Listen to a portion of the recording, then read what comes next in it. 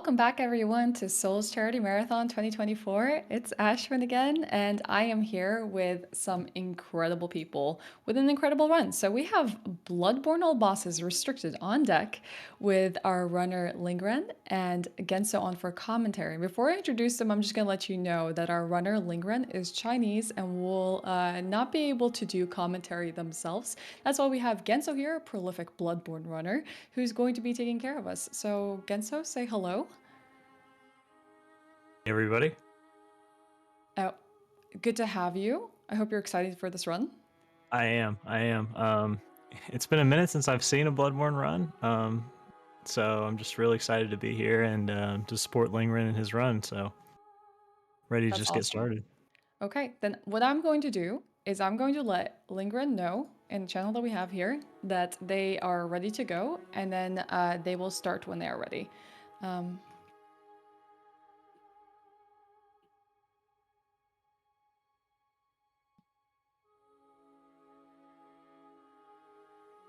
Okay, let's just make sure that they get the message.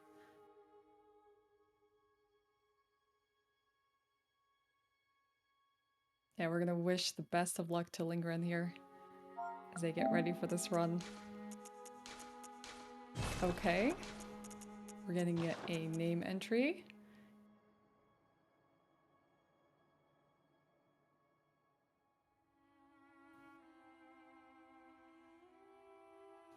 Okay, we'll count them down. Oh wait, my bad. I typoed.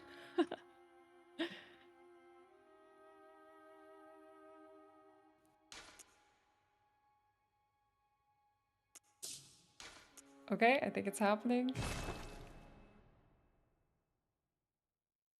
All right, timer can start.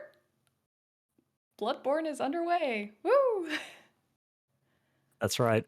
So this game starts out kind of cryptic. You wake up here on the clinic table, and we're just gonna take off right away into the streets of Yarnum. And you'll notice immediately that Yarnum is a little bit out of sorts, and we're going to be taking on several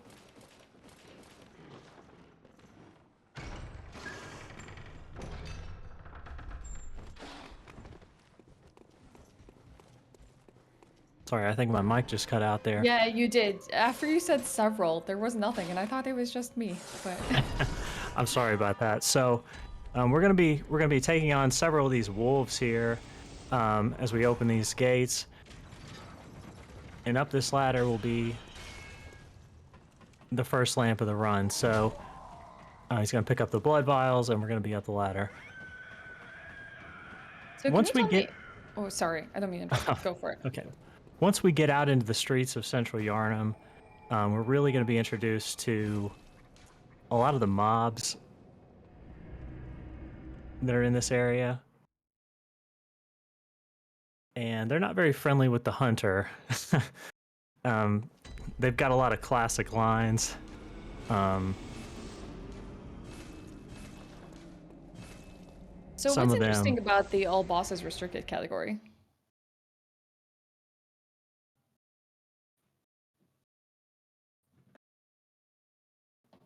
Oh no, we might have another dramatic pause from Genso.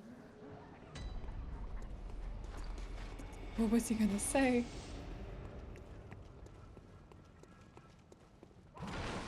Sorry, I think I'm having some mic issues here. That's okay. Feel free to sort them out if you need to take a look at them. I can always read some donations while you're sorting them out. If that sounds good. All right. Yeah, if you want Well, to do that. yes. While Genso fixes his mic here, we actually received quite a few donations over the break, and we hit the $1,000 milestone that we needed to unlock secret video number 1. But because we were already lined up for a run and we had everyone ready for this, we're going to be playing it after Bloodborne. All bosses restricted. So if you want to catch a secret video number 1, please stay tuned for after this run will play during the intermission. So thank you everyone for donating for that. And the donations that came in that helped us tip it over to 1,000 was Anya with $25 that says, "Chat cute, yeah. Classic, Anya. Thank you for that. Dr. Dino with $33 that says, "Did someone say secret?" Thank you, Dr. Dino. I'm so excited that we can finally show this video off. And an anonymous $25 donation. Thank you so much for your generosity towards Save the Children. Now we'll check in with Genso here. Okay. I think I've got it sorted out here. Ooh, all right. There were very dramatic pauses. We will never know what you wanted to say.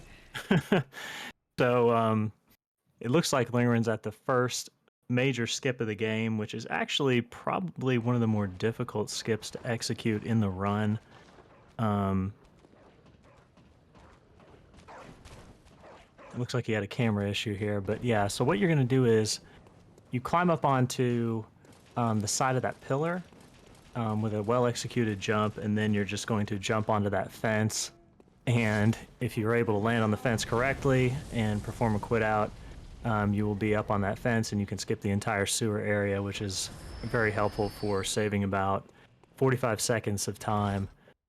And just across the bridge, we're already at the first boss of the run, which is incidentally probably the most difficult boss to learn. So there's a couple different methods for fighting him. lingRen's going to go right in for the backstab into a Molotov. And the reason that we use the Molotov cocktails is because they actually do more damage than the standard riposte that you get after the backstab. So just maneuvering around Gascoigne here. Takes a lot of skill actually to perform a lot of these actions.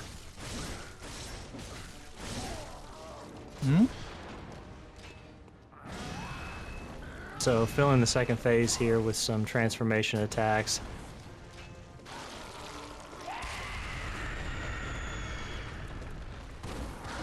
Would you And then we're prefer gonna have phase transition here.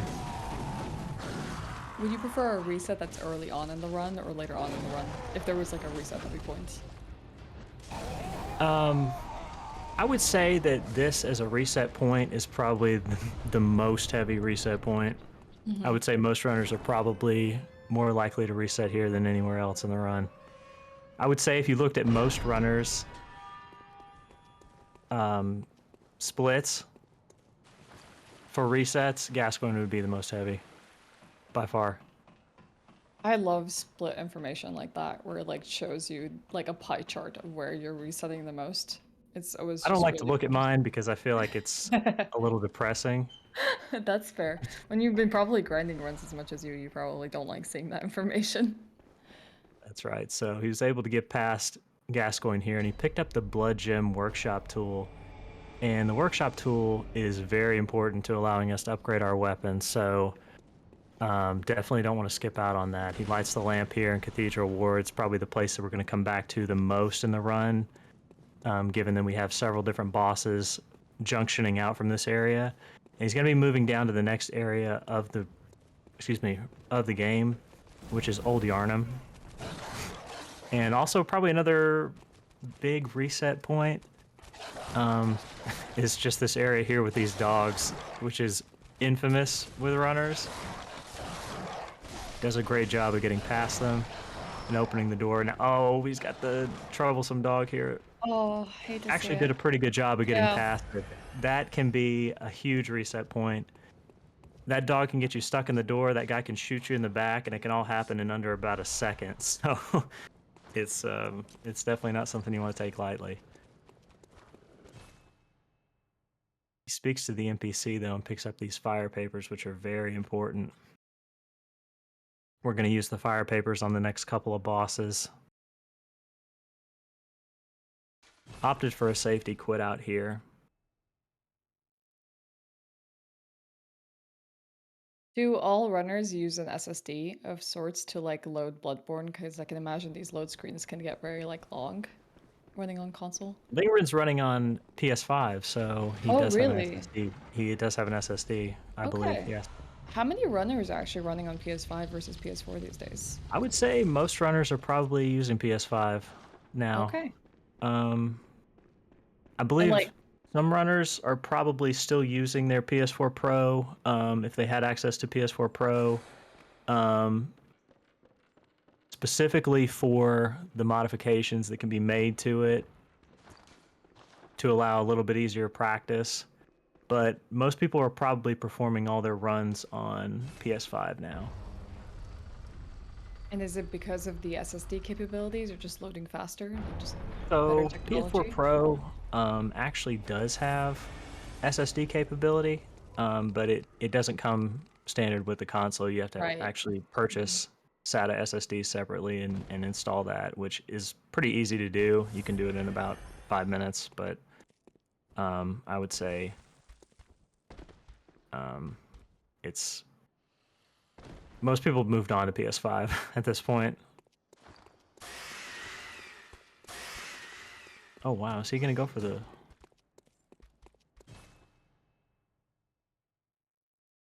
So this is interesting. I wasn't expecting to see him actually perform Spider Wolf skip, but it looks like lingRen's going to go for the Spider Wolf skip, which is a pretty advanced tactic in a speedrun. And it's going to basically allow you in a PB setting to save a few seconds here by skipping this wolf, landing on this bag, and quitting out, which, if you're able to do all this successfully, you haven't touched any stable ground. And the way that stable ground works in Souls games is your position is constantly stored as you touch stable ground, but as long as you haven't interacted with anything that's considered stable ground, your last saved position is the last ledge or piece of ground that you touched, which is that upper ledge there. Yeah. And there's a lot of things that you can interact with or do that will basically set your position back to stable ground, right? Correct. So if he was not able to land successfully on that small sandbag, his position would have been stored on that piece of ground and the skip would have been unsuccessful. Wow. Kind of another big reset point.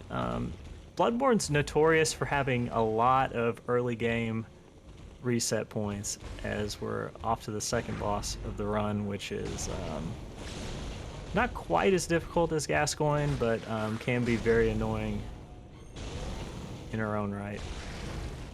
I have to say that's really impressive. Like at least two, 3 runs today, runners have done some very difficult to do skips in a marathon setting and executed them perfectly. It's Right. awesome. Yeah, it's nice to see it. Most people don't go for that in a marathon setting just because A, it's difficult to do, and B, it actually is a lot slower RTA given you have to do the quit out. So, yeah, lingRen is props just to built lingRen. differently. That's right.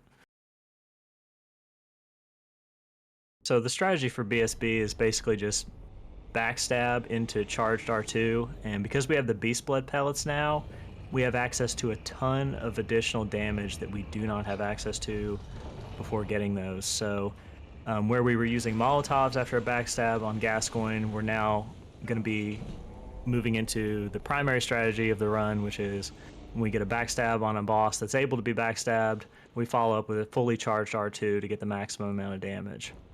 And I feel like Beast Blood Pellets is a really interesting thing that we should probably spend some time on, because it's something that really doesn't have anything comparable to it in any of the other Souls games. Um, I believe the closest thing would be Red Tearstone Ring in Dark Souls, but the trade-off for using a Beast Blood Pellet, which is the consumable item that he picked up off of the sandbags earlier before BSB, was that it allows you to get up to 80% additional damage just by building up the beast meter. And you build up the beast meter through transformation attacks from your weapon and R2s. So once that beast meter is all the way up to full, it goes from 10% to 80%, and you're able to access a ton of additional damage. It really makes a lot of the fights possible. It really makes BL4 speedruns possible, where they would be significantly harder without it. So now that you're mentioning the pellets and their strength, I know that in the relay race that we have tomorrow, there's actually an incentive for either Team Zamboni or Team Zambino to have to do Shadow of Right. Yharnam without using AI break and the pellet buff. That is tongue twister. Jeez. Okay, how difficult is it to do Shadow of Yharnam without these two advantages? Um, well, it's really all about the experience, and both runners are very experienced, I would say. But it does make it significantly harder. I mean, 80% damage per hit is a lot of additional damage. I mean, you're thinking about um, 180% damage with the Beast Blood pellet at maximum potential. And without that, it's, essentially almost twice the number of hits per shadow to kill them, which is quite a bit. So is it mainly what we're concerned about? It's going to be a time loss for whoever or whichever team has to do it, but it will be doable for them. Yes, it's definitely doable. Um, It'll be interesting to see though, especially in an any percent setting where you have less levels anyway. So much lower level. Um, it'll definitely be something to see. Well, I'm nervous for whichever team ends up getting that incentive. I did not like fighting Shadows of Yharnam, at least in my first playthrough. Shadows of Don't. Yharnam is easily the most difficult boss in the game. Oh yeah. Even though we have Gascoigne at the beginning, it would be a I bit would annoying. say before the access to the new skips that allow us to freeze shadows, Mhm. Shadows is probably one of the heaviest reset points in addition to Gascoigne. Wow. Okay. lingRen is doing amazing here in this run. Just like knocking boss out after boss so effortlessly and so smoothly. Got a little bit off the scripting for Amelia. You typically what you would see for Amelia is a very, very consistent strategy. But at the beginning, he actually missed one of the R1s, which really threw everything off kilter. But he was able to recover it fairly nicely. So picking up the item after Amelia, and there's another thing that he did earlier when we were in conversation about shadows. Was he set up what's called a ladder warp. And what a ladder warp does is it allows you to store your position at a ladder. As long as you don't go through a loading screen, after a quit out, you can resume from the last position you were at by the ladder, which actually saves a bunch of time here.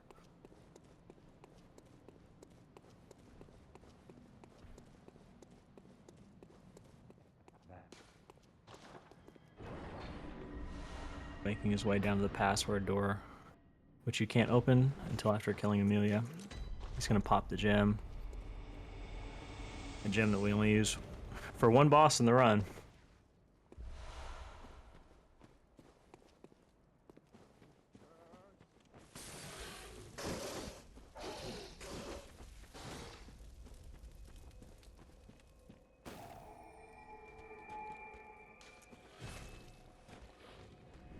This is an interesting lamp here. This enemy here can actually kill you while you're in the iframes for this. And any runner who's done enough runs will know how dangerous that enemy can be in that setting, so thankfully we didn't have any memes there.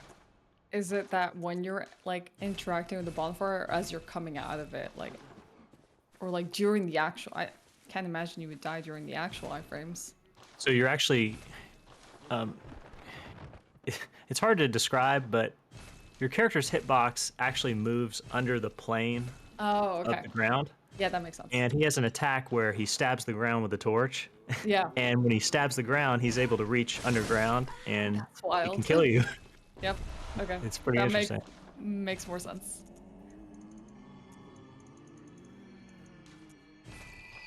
I actually do have a donation here.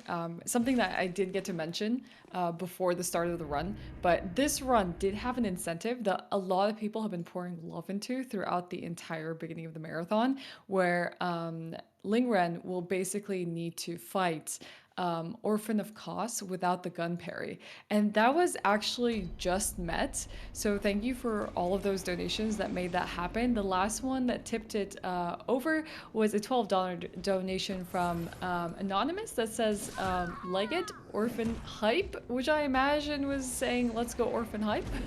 But thank you so much for that. We're going to be seeing that. We're going to inform lingRen towards that point in time. That'll be exciting to see. We'll talk more about Orphan when we get there. I don't kind of want to keep up with what's happening now. As you see, he just encountered the Bagman, who it can be kind of notorious for not giving you a good attack, but actually gave him one of the best attacks to kill him. It's interesting, when you want to die to an enemy, they do everything in their power to slow you down in this setting, but was able to get past him. Picking up some upgrade materials and some more resources. The next boss is a really interesting boss because in a casual setting, I hear from a lot of people that they have trouble with this boss, but the speedrun makes him look like nothing. And if you blink, you may miss this here. Gonna get a full knockdown on this limb. Another easy stagger on the back leg.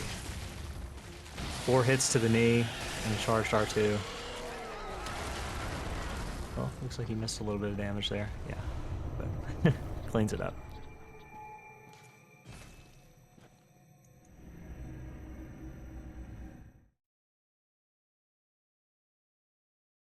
Limb staggers on Parl are incredible. And the Beast Blood pellets just make it so much easier.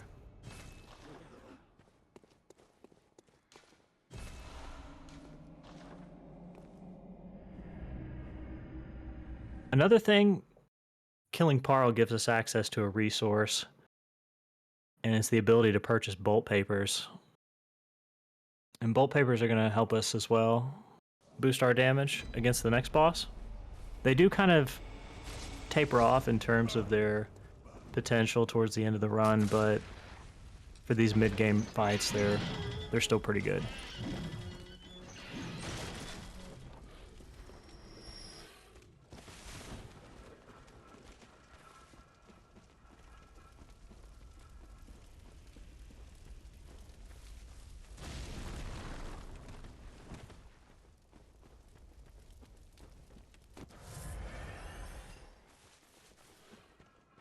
He's coming up on another area that can be very, very dangerous.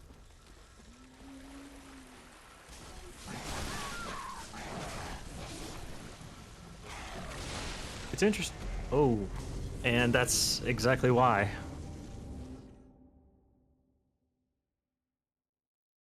Yeah, this oil water here is, it is notoriously scary.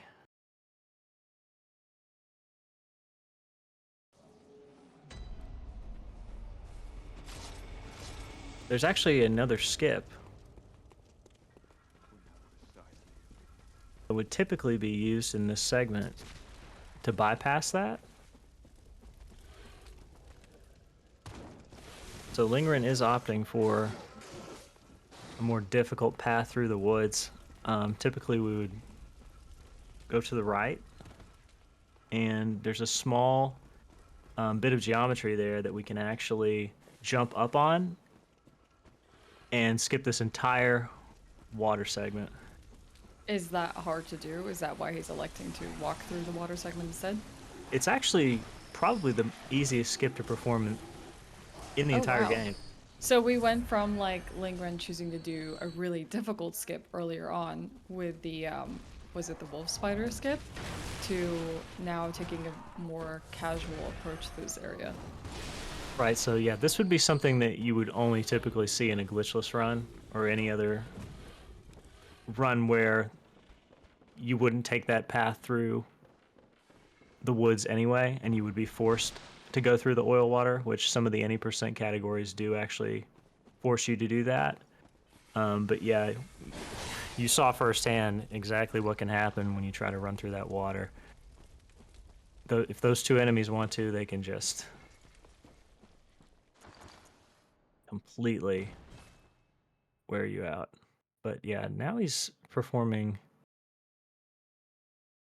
the second portion of this is this is not the typical way that God. we would go through this area.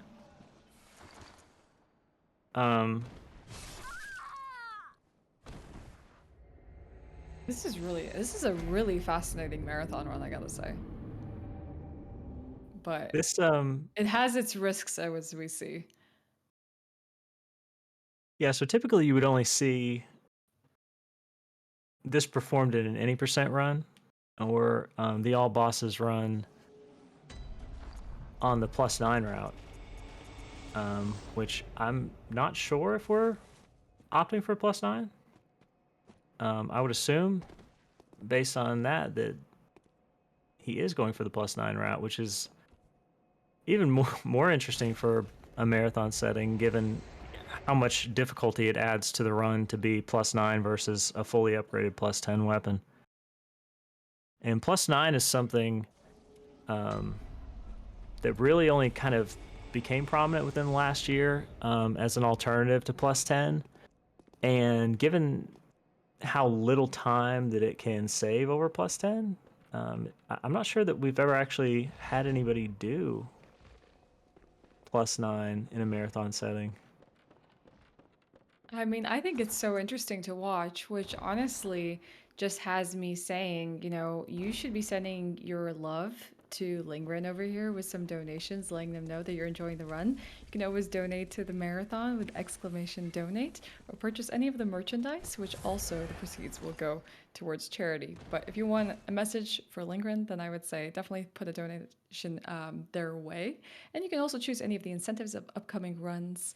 Like later on today, we have Dark Souls 3 80% glitchless, and runners have to fight Soul Cinder with a fat roll. So, one of the many incentives you have. But Oh wow, Fat Roll Center. That I'd like to see that one. hey, they did it! Yeah, there is definitely some very challenging incentives throughout this marathon, not exclusive to the relay race.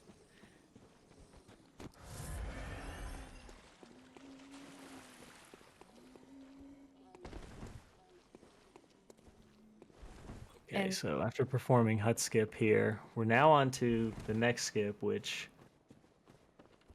is the Shadows of Yharnam AI freeze. And this skip's actually, lingRen's making it look fairly easy, but it's actually one of the more difficult skips to perform, especially for newer runners. But what's going to happen is lingRen's going to enter the Shadows of Yharnam arena from out of bounds, quit out.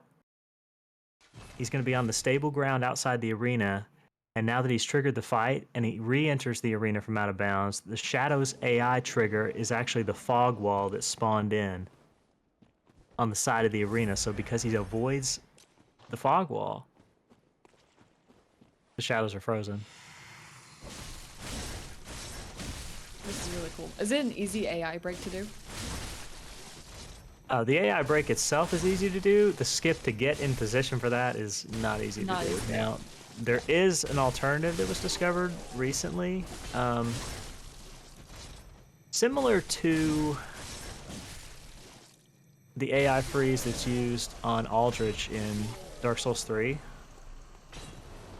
where you can Okay. kind of stand at the edge of the fog wall and enter at just the right angle and freeze the AI that way. It Yeah. is slower, So he did opt for the faster version and executed it very well. So moving on to not a difficult boss, but one of the biggest run killers in all of Bloodborne, I would say, easily. So what you're telling Hattie me has is this split named as Bloodborne. Depression on his splits, so if that'll tell you anything about it, it's All not a I'm good time. gathering from this is that Bloodborne has a lot of run killers, and it's kind of hard to run this game with the number of Bloodborne checkpoints it is a has. very, very top-heavy game in terms of difficulty. Once Do you we make it through any percent, it's really just a boss rush. do we blame Cookie for this, for coming up with some really difficult skips as well? That's what we like to do. That's the copium. So Cookie, we love you, yeah, he but performed also, so many skips. It's kind of hard to keep up. But he just performed another skip, which allows us to avoid going into the college entirely by jumping off of the tail of the enemy on essentially a perfect frame. I don't want to say it's fully a perfect frame, but it's a very, very close to a perfect frame jump. He's going to get into the arena and he's going to make sure to clean up these spiders. Now, if you're going for a PB and your PB's pretty good, you would not kill the spiders, which is very interesting, trying to fight this boss without killing the spiders. But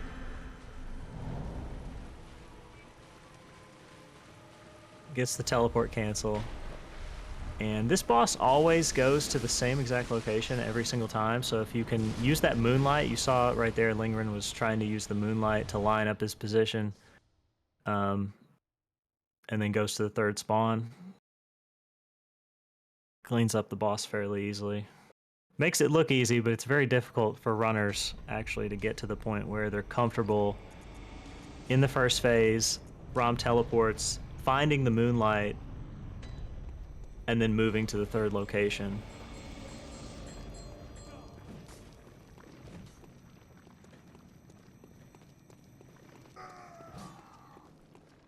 do we have time for some donations, or is there anything big about to happen Probably here? so. Okay, all right. So we just had a $5 donation come from Rusip that has no comment. Thank you so much for that donation. And a $20 donation from Tantron that reads LHG, or Let's Heckin' Go, lingRen. Thank you for the enthusiasm, because this is one heck of a run. It's been impressive start to finish with a lot of curveballs. You definitely don't want to be missing this one.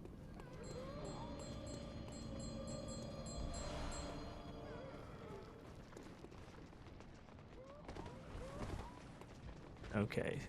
So lingRen actually just picked up another item that's necessary to fight some of the optional bosses later in the game. And he's going to return to the lamp here, and he's going to perform another skip. Game's so skip heavy at the very beginning, it's really something. We'll see if he goes for, yeah, he's going to just go ahead and clean this guy up, clean these enemies up. But what you do here, there's not actually any collision in this fence. These three little links of fence here, and if you do a charge R2 just right, you can slide through it. That's awesome. Have you seen the illusory wall video on YouTube talking about Dark Souls 1 collision? I have not seen that. I highly recommend it. It would give you insight on all these games and why some fences don't have collision and stuff. That's interesting. Yeah, very good watch.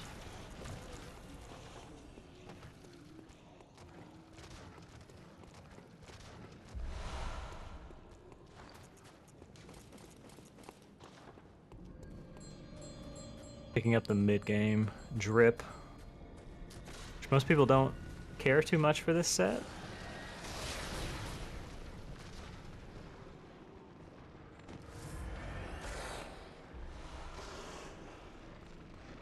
I actually think that the knight's armor that's underneath looks a lot better than kind of the rags that are worn over the top.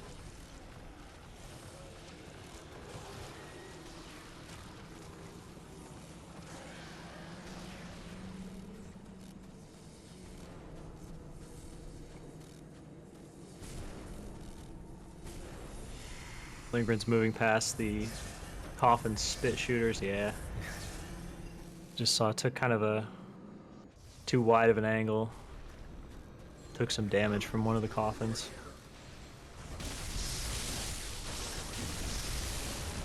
One Reborn is one of the bosses in Bloodborne.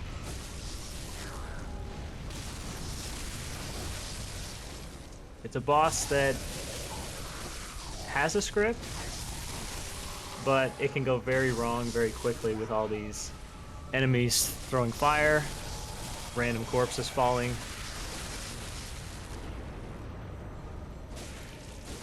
So lingRen got a little bit off, but if you're able to just keep moving around and keep finding limbs to break, you're kind of able to salvage it pretty well, which lingRen was able to do there.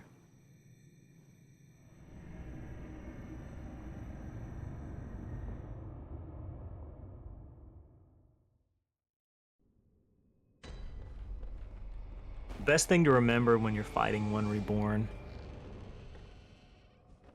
is to just try not to panic when things go wrong, because something will inevitably happen. You'll take a corpse when you're not supposed to, you'll get hit by a fireball at an inoptimal time when you're trying to break a limb.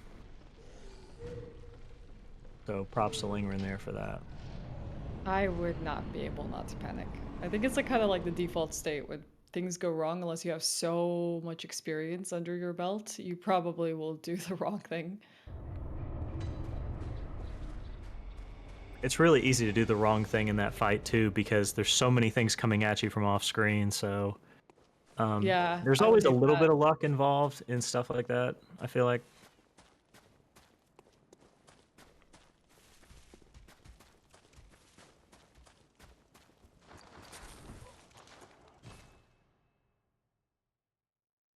It's way too much awareness for my ADHD brain. Like, just have to mind like several ads and things flying at me all at once. It's like, nope.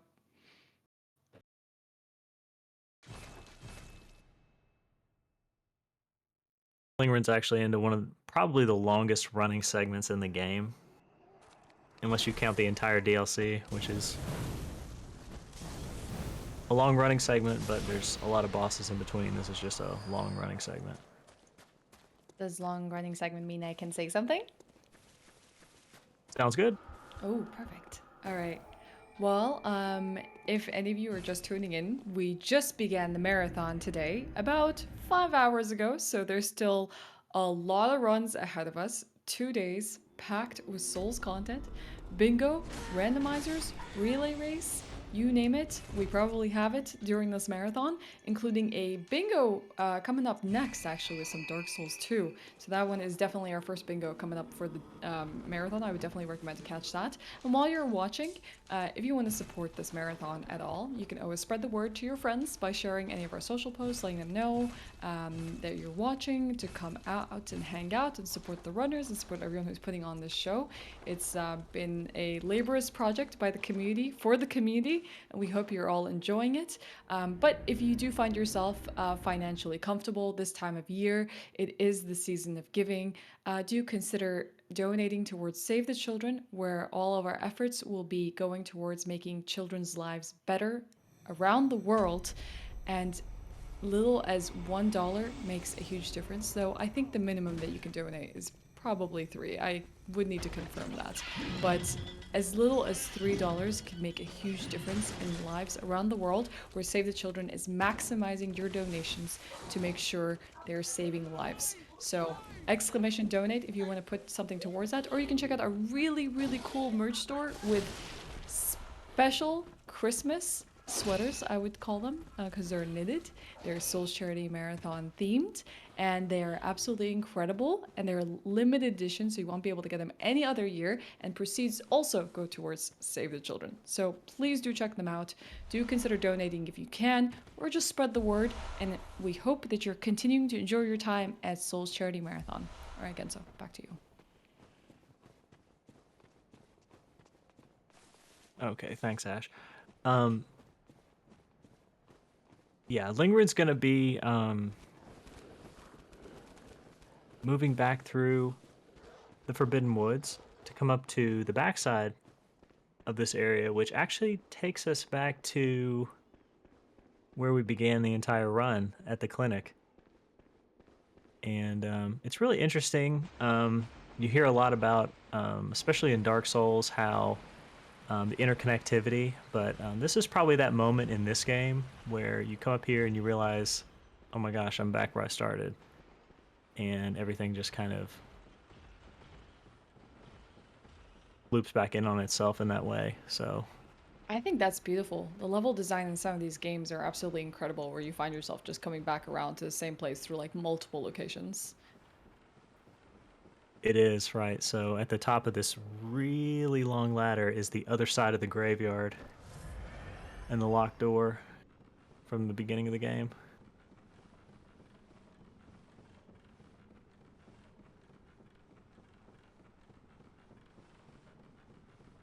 It's interesting because when the categories were split between restricted, which is what this is, and unrestricted, what you would actually do is take the wolf from the beginning of the game, drag him to that door, get a certain grab attack that would push your character through that gate, and you would come to this area right at the beginning of the run.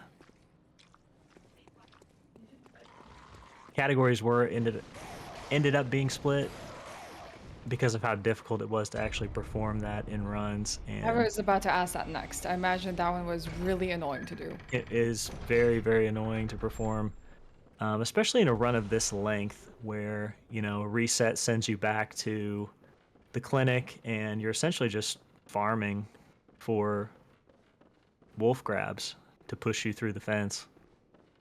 It can get a little Ugh, a little bit depressing farming. if you're just relying on that. Yeah, so restricted definitely more accessible to a lot of runners, and just getting runs off the ground and getting more experience and more attempts under your belt is always going to be better than, you know, being stuck at the beginning of the run. It's interesting though because with the wolf skip, I've gotten 3, 4 in a row, and then I've gone an hour without getting one. So it's definitely a big disparity there in terms of how often you're getting the clips.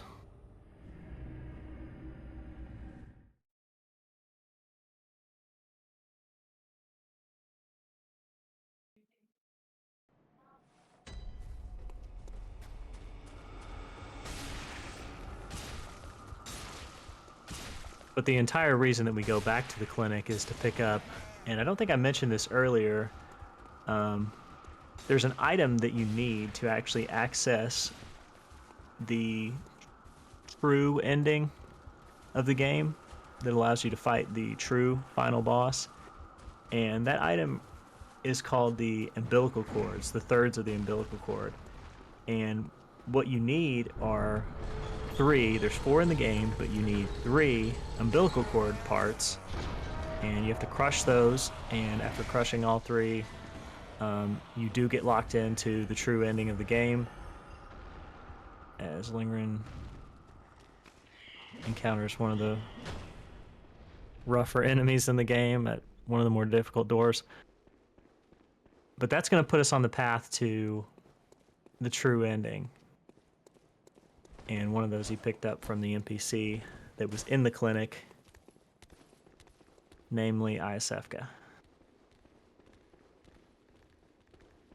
So we're going to be moving up to the end of any percent where the last chord is, and then we're just going to be Why? doing what we kind of refer to as the boss rush, which is all the optional bosses in the base game and then the DLC. Every now and then you hear like lingRen just like despair because something went wrong that shouldn't have. These games are Right. brutal. A lot of these enemies will just completely destroy you as you're running through. Right. Yeah. The those ladies with the chains, very dangerous enemy. If you don't take the pathing in a particular way.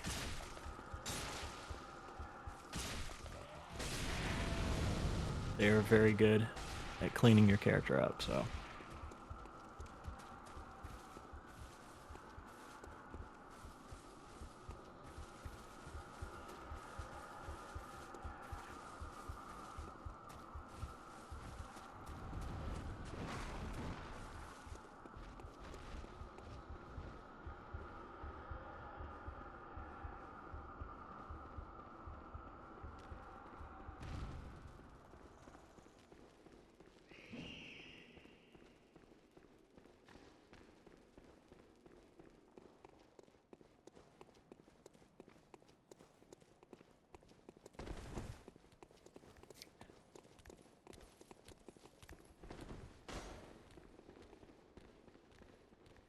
It's interesting because there are actually a lot of good resources here to pick up for a marathon setting. Just around the outside of that banister there's a couple of blue elixirs that a lot of runners will pick up in this type of run. And those really help when you're going past a lot of these mobs because they make your character essentially invisible in this type of scenario. Very, very good for minimal time loss, and something that a lot of newer runners should probably get and do get.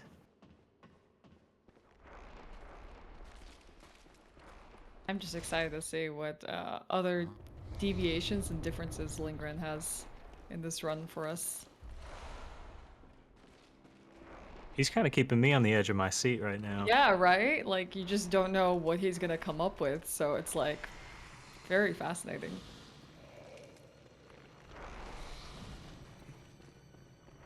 Coming up on everybody's favorite gimmick boss in this game, Mikolash.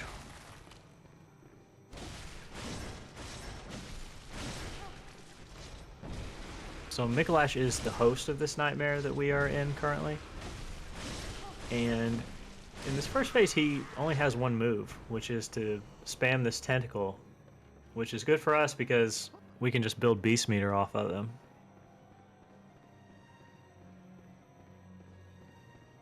He's going to move to his second location. And we're going to perform a nice piece of tech here when we get to his location. That's going to allow us to stop him from actually going into his room. And the reason we don't want him to go into his room is because his room is full of these puppets, which are hanging around everywhere. And you do not want to mess with the puppets in this game because they are very strong. And they can actually come back if you wait long enough. Even after depleting their health, they will stand back up. It's actually interesting because the puppets had to be patched. Originally, you would knock the puppets over and they would stand back up almost instantaneously. So there was almost no point to Is it knocking them look down kind at of all. like a T-pose kind of standing up animation? No, they would stand back up with like full HP. Oh, oh, okay. Yeah, just That's ready not to good. ready to keep fighting. Yeah, so it was definitely something that needed to be fixed. But there's actually an old patch category, and you can see it if you run that category, you'll see very quickly that killing the puppets doesn't do much for you by way of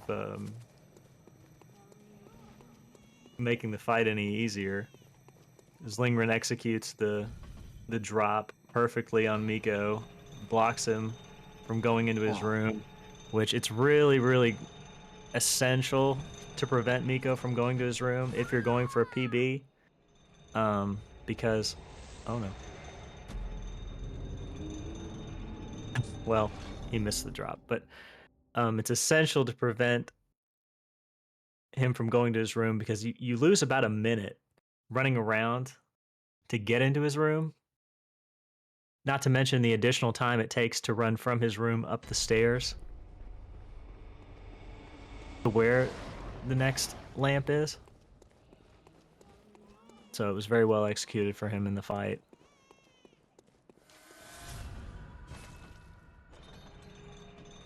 lingRen's done a great job of executing in the fights. It's really just kind of these small running or movement sections where he's had a lot of the difficulties.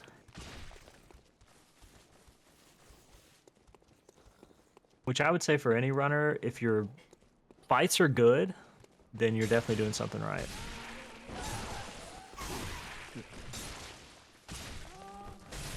Getting majorly blocked here. That is very bad luck. You get blocked by that enemy.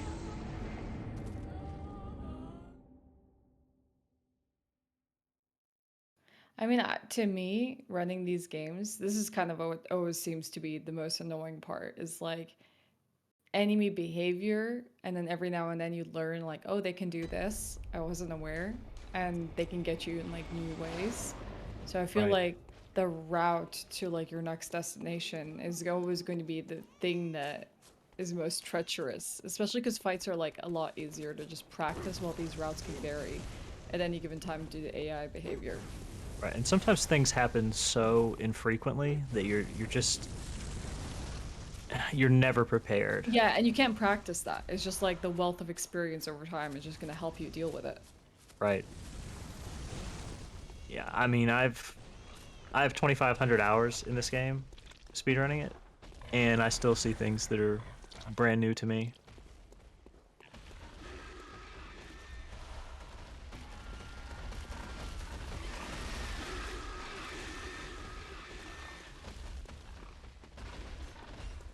So he did opt for the elixirs on these pigs here, and the Shadows of Yharnam, which is kind of a deadly combination of enemies. You have to take a very specific, very practiced line to get through here without the blue elixirs. It is very repeatable if you're experienced, but definitely the safer thing to do is to have the blue elixirs.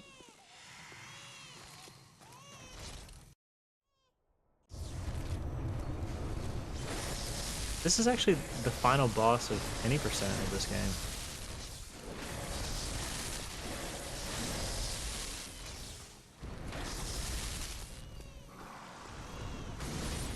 The Wet Nurse, which really isn't the best final boss for an any percent in a Souls game.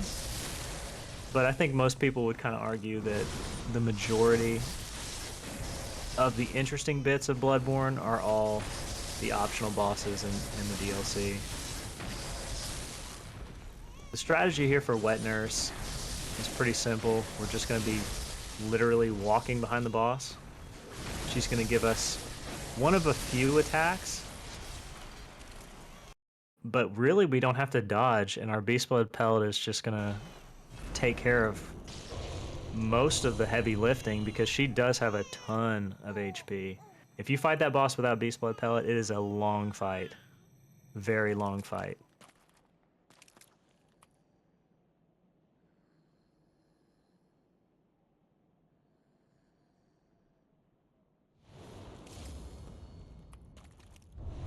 There's Yeah. actually about 20 to 25 seconds here after killing Wet Nurse where we have to listen to the baby cry.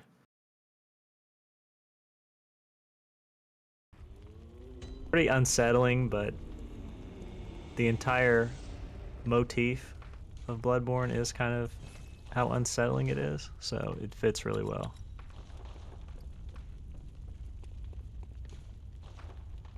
Yeah, you can definitely use that word for it. I mean, you go around collecting umbilical cords. Nothing about this game feels right. That's right. That's right. So lingRen finished upgrading the weapon with the +9. I believe that's on this route. There's not going to be any more upgrades for the saw cleaver. This is the strongest the cleaver will get. And performing another very difficult skip. And this skip, I would say, is probably something that I feel like I need to practice very frequently. And a lot of skips, after a certain amount of time, you just kind of stop practicing them. But this one here is hard.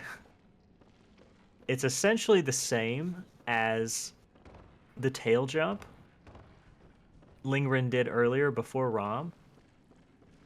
And you would think, well, this one's stationary, so it's easier, but that piece of geometry that you need to jump off of perfectly at that angle to get that jump over that rail is not to be underestimated. It, you can go there and hit it the first try, and you can go there the next time, and it can take you 10 tries. It is not uncommon, even for the best of runners. And Yeah, sometimes it feels like there's no in between.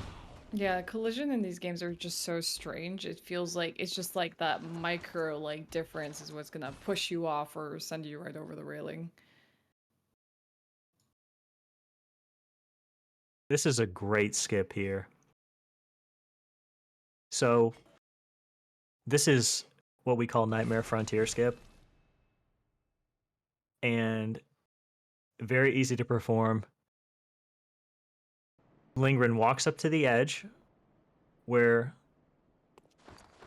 the elevator would typically come up after you completed this area, turns around, does a sit down gesture, slides off at the perfect angle, and after quitting out and loading back in, falls down, avoids the kill plane, and is able to avoid going through any of the poison lake or anything in this area. Totally bypasses a very annoying and long segment.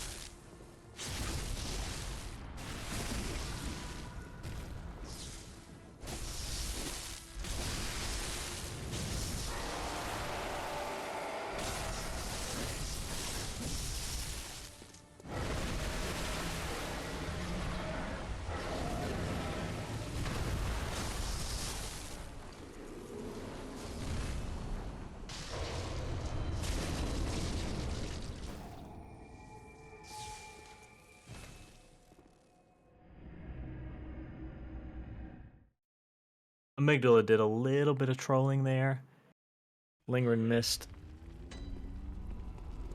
the opening damage. Amygdala is actually open for a very short portion of time at the beginning of the fight to take damage, but if you attack too early, you do miss the opportunity to do that when you get the break.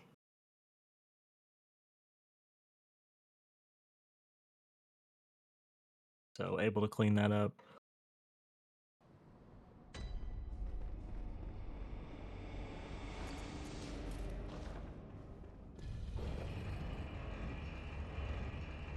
Now we're going to be moving up to Upper Cathedral Ward,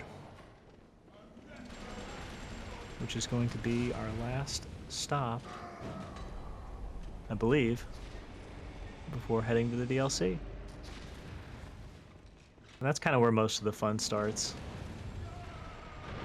I think going to the DLC is probably, for most runners, their favorite part of running an all bosses category in this game.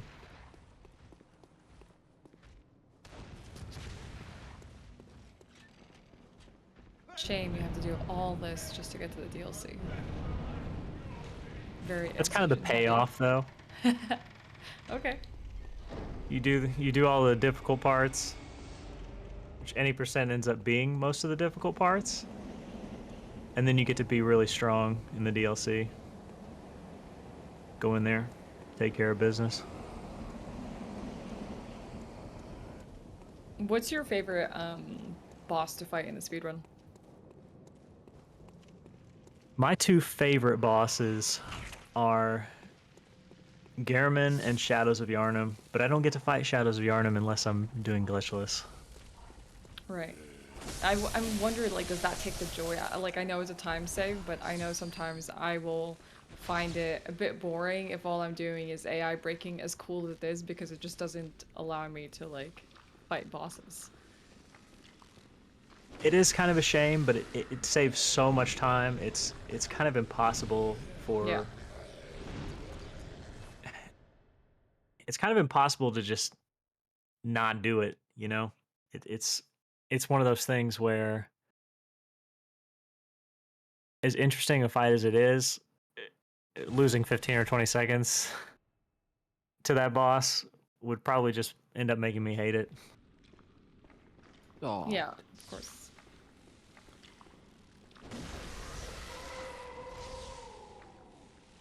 This is actually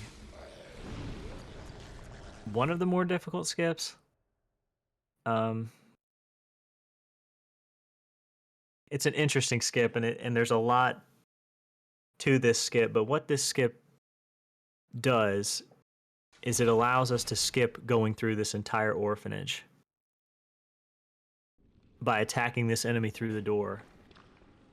Um, there's an amazing video on this skip that was made by not a speedrunner, but another member of the community who was essential kind of to the skip becoming integrated into the speedrun. But what you essentially need is to attack this enemy through the door, and instead of shooting long range and standing still, he moves towards the door, and you can attack him through the door, kill him, receive the key, and move on with the rest of the run. But I'm here, as you can man. see, if your angles are wrong Why? and you don't attack just perfectly, you don't get the proper reaction from him. Yeah, it seems really finicky, and, like, it seems the lingRen's getting It can be, frustrated yeah. just, yeah, So it looks like he got the bringing him here. yeah, and then he was able to get the key. So typically you would have to go down the stairs here and around, and then up a ladder and past another couple of those brain sucker enemies to get to that enemy who's standing on the opposite side of the door. And that can be difficult in its own right, just because trying to move quickly past those enemies is hard. But if you're able to successfully execute and get the key quickly, it's a massive time save.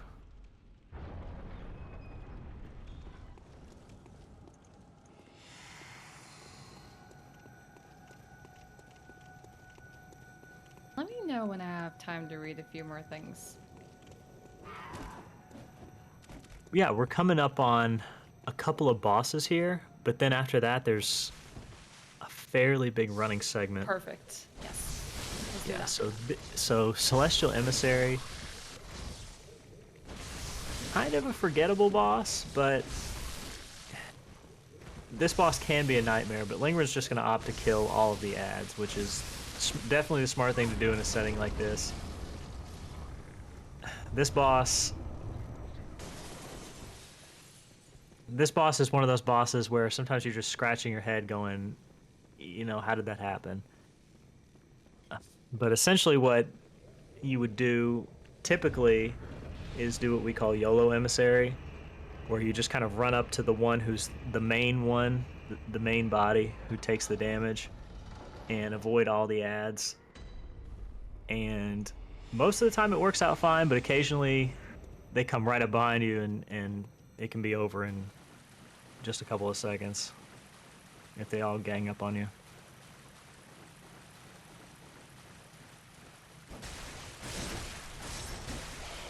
Moving to the last boss of this area before we go to the DLC, Ebrietis. And Ebrietis is probably one of the more difficult bosses casually, but in a speedrun, we pretty much make it look like it's nothing.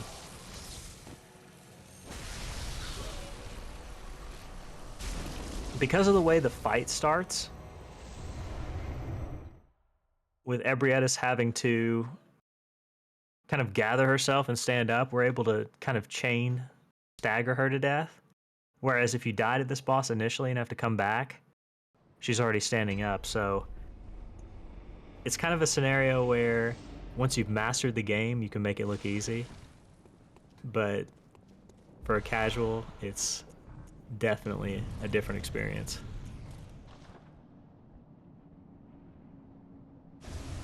Yeah, lingRen's going to be entering the DLC now.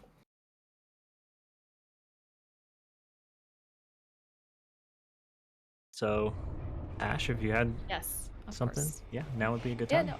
no. You were talking about challenging, and I want to just add on to that. During these 2 days of Souls Charity Marathon 2024, you're going to be seeing a lot of runners make things look trivial and easy, but they're very good at the games that they play. But we can throw them a few curveballs throughout the entirety of this event through the form of donations and contributing towards any of the incentives that we have in store for us today, where runners will have to do something a little bit more challenging or out of the norm for the sake of charity. And we're fundraising for Save the Children. We've fundraised $1,062 so far in our first few hours of the marathon. This is a 2-day marathon, so there'll be a lot of time to contribute to any of these runs. But our next upcoming bid is going to be Dark Souls 3 later on today, the any percent glitches category run, where we're going to force the runners, both runners, to potentially fight Soul of Cinder with a fat roll. We also have other cool things like Liza P run coming up later, where both runners will have to beat Nameless Puppet, a pretty difficult boss, and many, many more difficult challenges ahead. So if you would like to donate at any point, it's exclamation donate. Feel free to put those our way. They're going to an incredible cause in bettering the lives of children all around the world. We, I think, at this point have hit $145,000 raised in total throughout all of our 8 events so far, and we're hoping that we can at least hit 150 total raised, 150,000 total raised throughout the course of our history of Souls Charity Marathon. So please remember to donate. There's also a really cool merch store, but I'm gonna give it away to Genso now so he can take us through Cleric Beast. Thank you. Yeah, that's great. That's a great milestone to reach. Really, really awesome. But yeah, there's really not much to say about Cleric Beast. To be honest with you, Cleric Beast is so forgettable. When I said that Ebrietis was the last boss, I had completely forgotten about Cleric Beast. So it Forgettable just once takes you a come couple of across the hits. first. Yeah, it just takes a couple of hits and that's the end of it.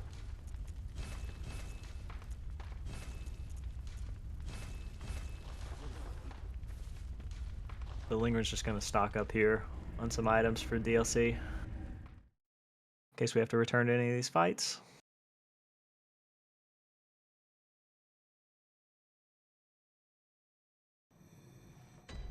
Which, even though DLC is the time to be strong and to kind of style on some bosses, it can go wrong.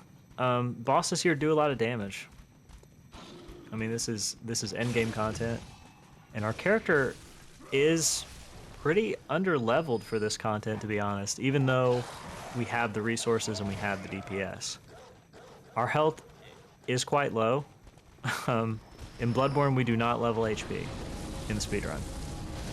So we do the entire run with base health.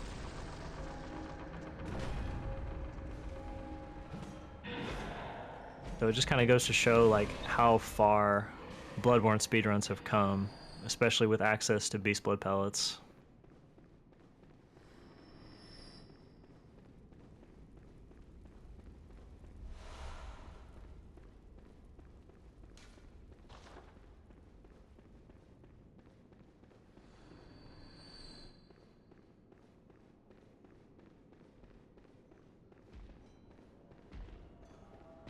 lingRen's coming up on this enemy here, and this guy is a problem.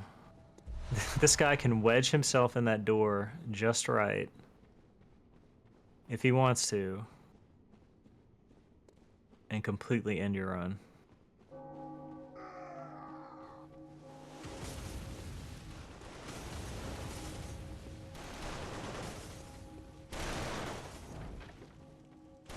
Potentially scary segment here with the cannons, but if you know how to move around them, they're not too bad.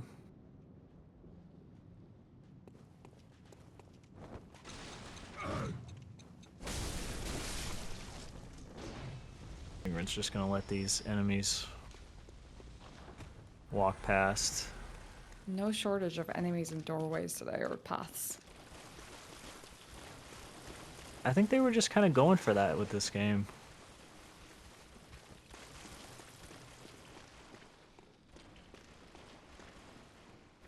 Got the dogs in the doors early. Yeah, basically telling you you're not to run from anything in this game. You have to face your fears and whatever challenges ahead. They're just gonna pretty much make sure you don't go any further than this It's point. a good way of putting it. Yeah.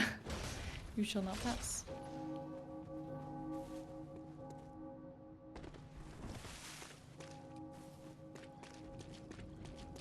So we are about to come up to the first boss of the DLC. Pretty iconic boss, too.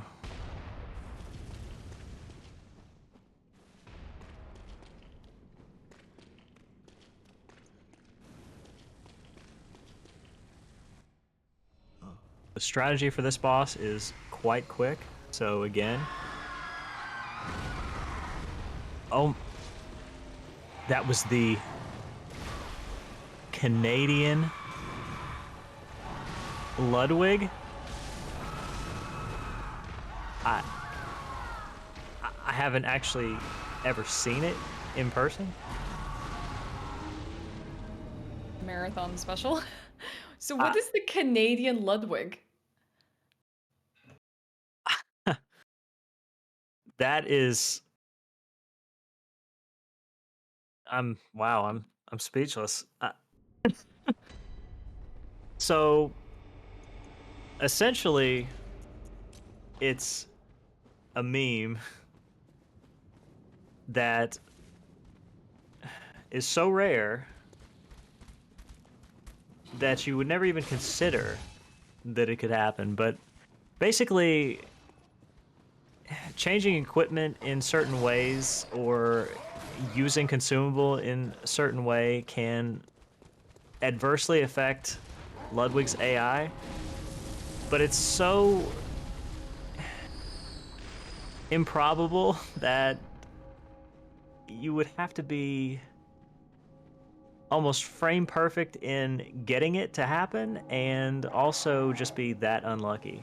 And it looks like that's what happened. Oh, that was awful. Yeah, classic marathon luck. But then what makes it Canadian? Well, it has to do with, I believe it happened to Hattie in Okay. a I PB thought it was something attempt. like that. And Okay. so, yeah, so it's just kind of been dubbed the Canadian Ludwig. I see. I believe it's also happened to Curious Peanut in a run, but I could be wrong. Well, this is quite a brutal run back.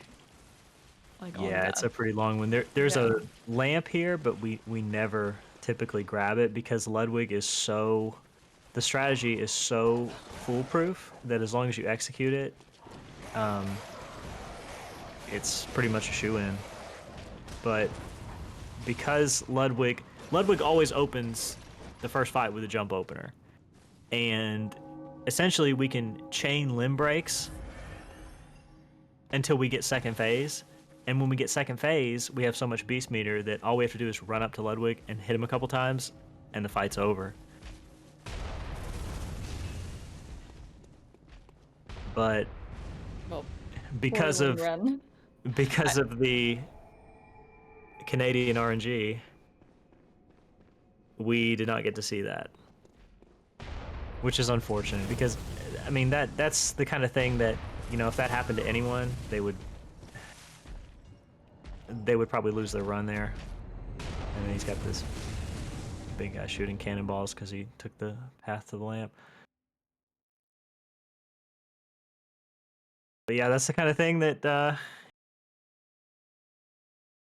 you probably won't ever see it again. Maybe. I mean, like This, yeah, this has been I, one special run on I'm many fronts. I am stunned just from having seen it at all. It's very unlucky. And Hattie was asleep during it.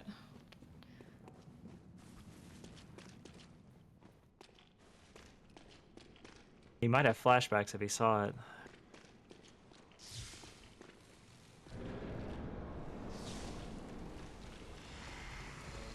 But yeah, so we'll see a more casual approach unless we can kind of... Oh, well, maybe we can actually execute it. Did get a jump. God. Yeah, so it looks like... Yeah, so that's essentially kind of what you would get in a fight. We just won't get the nice second phase. Oh, Yeah, that's brutal. typically after executing the first phase, the second phase is completely free because Ludwig in second phase will always go for the same exact move, and it's a big charge. And when he charges up, we just smack him down.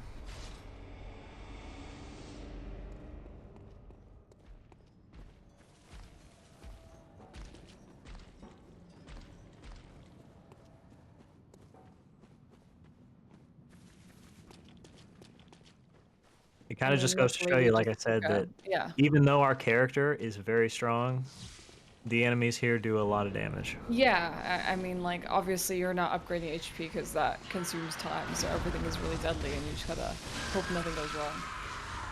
Basically, our strategy here is a good offense is the best defense. Because there's another thing about Beast Blood Pellets that I didn't mention before, and it's, or maybe I forgot to mention before, is that when you receive the buff,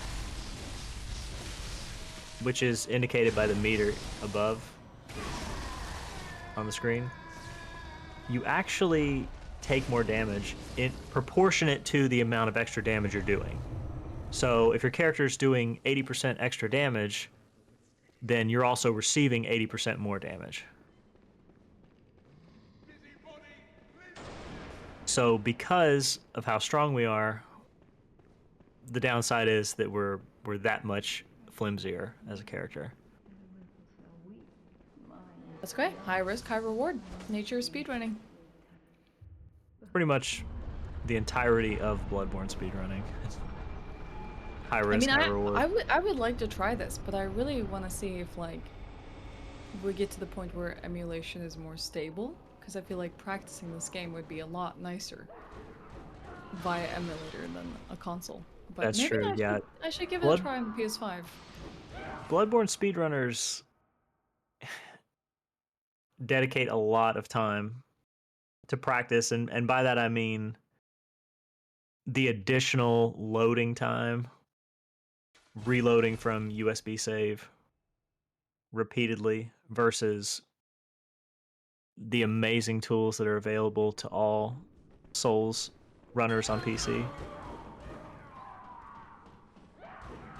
If you want to practice a fight in Bloodborne, essentially, you know, it's you and a USB for an hour or 2 hours or however long you want to practice.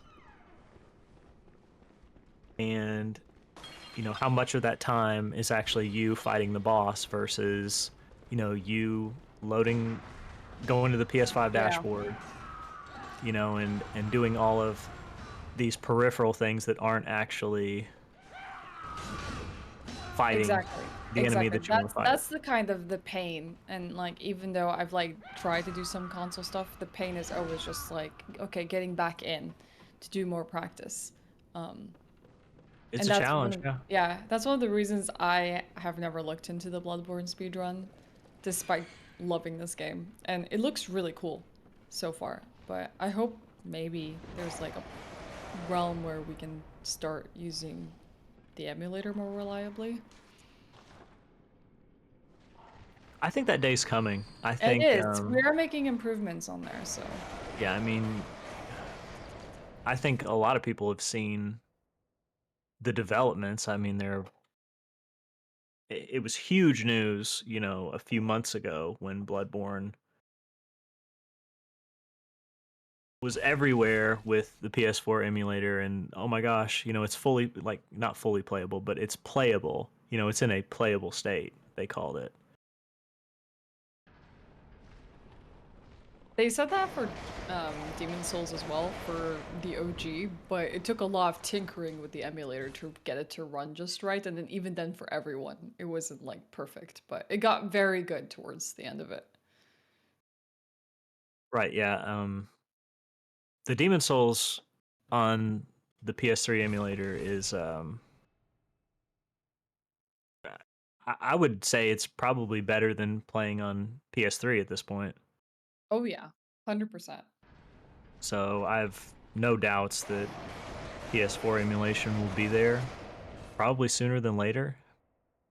I mean, I remember a couple of years ago when they were just talking about PS4 emulator is just now a thing, and everybody was just kind of like, well, you know, if it's anything like PS3, it'll take quite a while before it's in any state. And then just in this last year, we're actually seeing people in game playing Bloodborne on PC.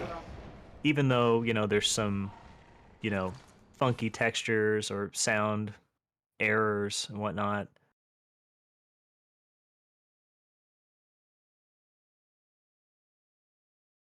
I mean, hey, I'll take it.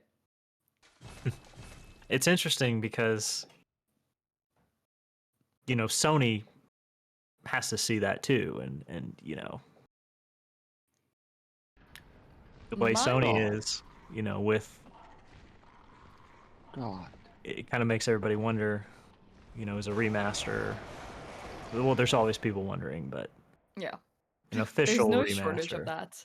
I don't think about that. I generally just like don't even worry if that's going to happen or not. But I have to imagine they probably know that there's a desire. They probably have some sort of plan for it. But I'm not holding my breath for it. Essentially, Yeah, I think that's kind of the mentality that most people have at this point, given there's a how big portion of the many. internet that sits and waits around for every game show, thinking it's actually finally going to happen, and they get really disappointed when it doesn't.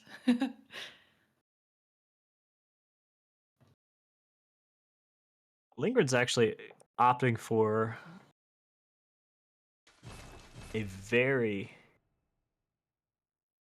interesting skip. This skip, most runners on the leaderboard haven't even actually done this in a run. I think this has only been done in a run, maybe 2 runs, maybe 3 runs. But essentially what you're able to do is if you can land here, then you can skip opening the door into the Living Failures boss arena. And it only saves a couple of seconds optimally. And it actually kind of creates a bit of weird RNG in the fight since you don't enter the typical way.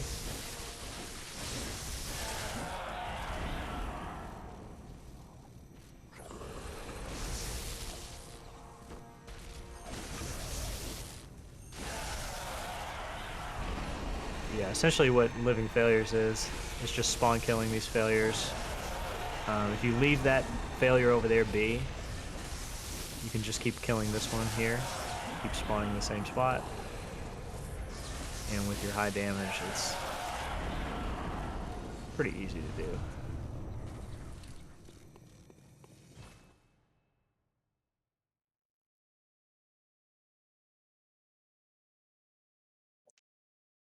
Bit of cool tech here. Haven't had a chance to mention it because this is the only point in the run that it's used. If you have Beast Blood meter stored and you quit out and reload, you will retain all of the Beast Blood meter without the effects. So essentially what that means is if you consume another Beast Blood pellet, you will enter Beast Blood state and have the effects but retain the meter. meaning you don't have to build it up again. So we can carry the Beast Blood meter that we had saved from failures into the Maria fight, which is huge for putting damage on her early.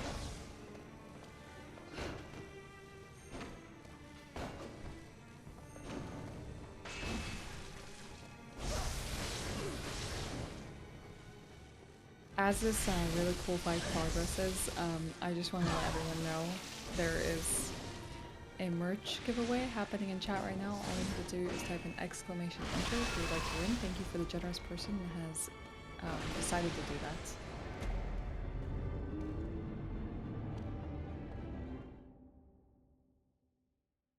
So Maria is probably one of the quickest bosses in the entire game, aside from Gehrman. She has a lot of fast attacks. She has a lot of attacks in general. And she's got 3 phases. And even though her moveset typically stays the same with a few variations, God, no. Please, God. it does get more involved progressively, where it starts out with just her basic swings, but by the end of the fight, she's got fire, she's got blood effects everywhere, which are expanding her range, and it can be incredibly overwhelming if you've not spent a lot of time with her.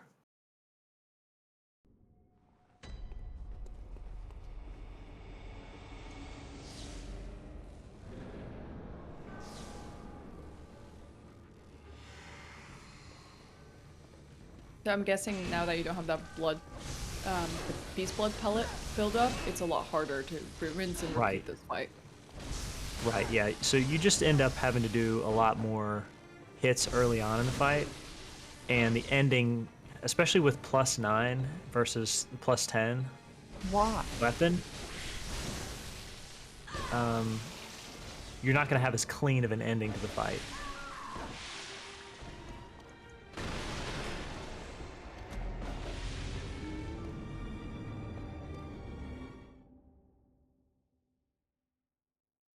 This boss is being so mean to him. I feel for him. She's a mean boss. Yeah, she is mean. I mean, having to lose that setup altogether must be so difficult.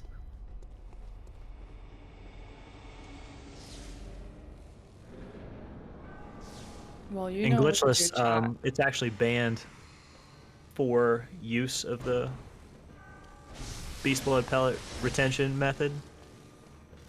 So we do fight her without it in that, but yeah, it's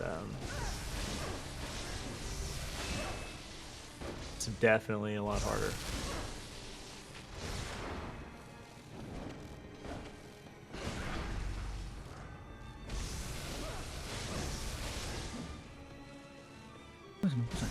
Why? Why you are not...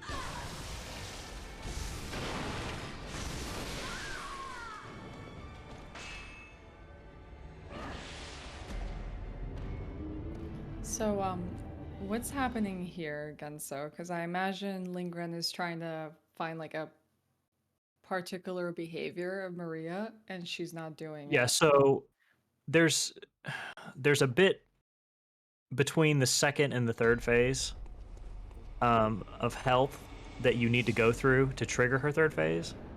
And when you can trigger her third phase, you can get a pretty sizable amount of damage on her because she sort of rises up into the air, and there's a large blood effect, and you can get a few hits. But sometimes getting to that threshold is difficult, and if you haven't spent a ton of time with her and knowing all of the thresholds for where those things exactly are, it can be hard. But he got a nice backstab there, which did a lot of damage, and she's probably just about ready to start the third phase now. Yeah, she's gonna see, so she's gonna rise up, and yeah, so he's just able to clean her up. But that was Yay!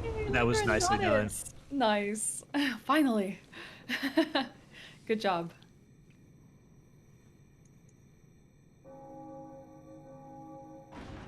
So we get the dial from Maria, and then we get this nice cinematic clock effect here that's going to take us to the last area of the DLC, and where we'll get to see the donation incentive.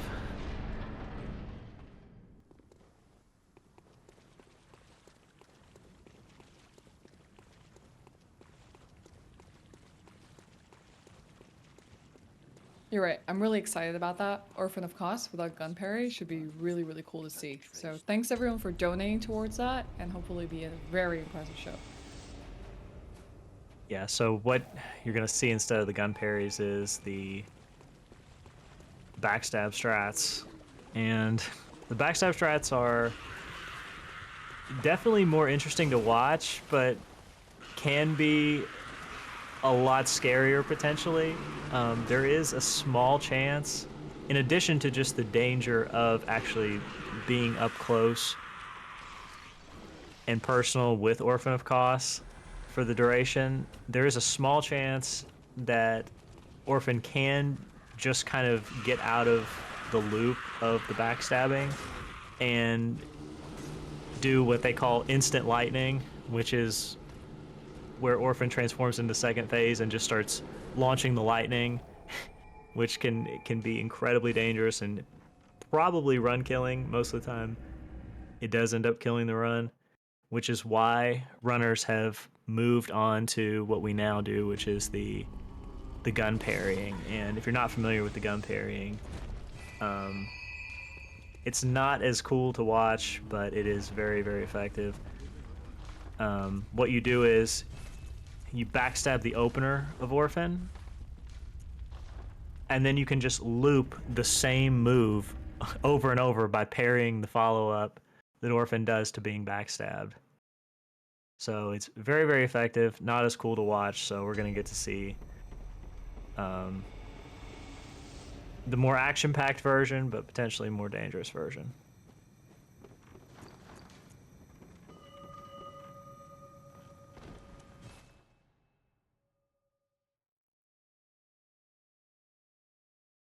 As lingRen does the last skip that we'll get to see in the run, which is just essentially just an out of bounds here. There's a way to avoid the kill box here by quitting out when you touch the ground. As long as you don't wait too long, you'll be out of bounds here. You can go up this rock and then around, and yeah, you skip the entire area of the hamlet. Gonna bring the elevator down just in case.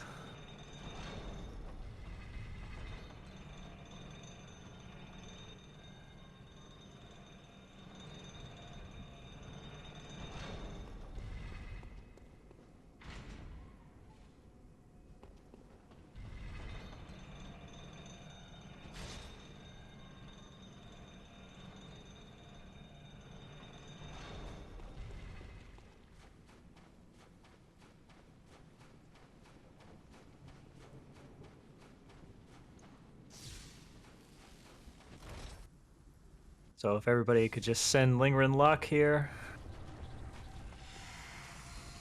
that would be amazing. Lots of blesses and praise in chat. Let's go. So we get the first backstab.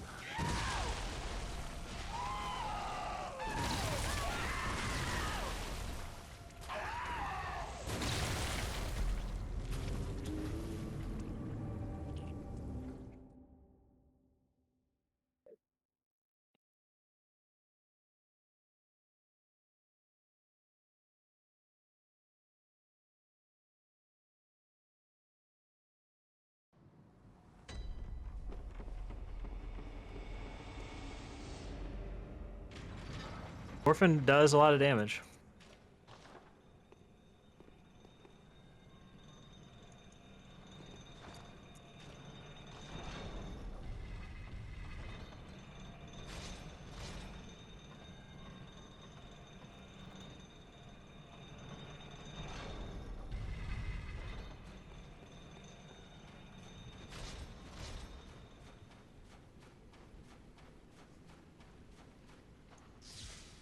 I'll say this too. lingRen definitely deserves a lot of credit. For a newer runner to come in and be in a setting like this, It's hard, right? it's definitely hard, Yeah. especially, you know, first time in a marathon. Yeah. I get marathon stress, so I don't know what lingRen is going through right now.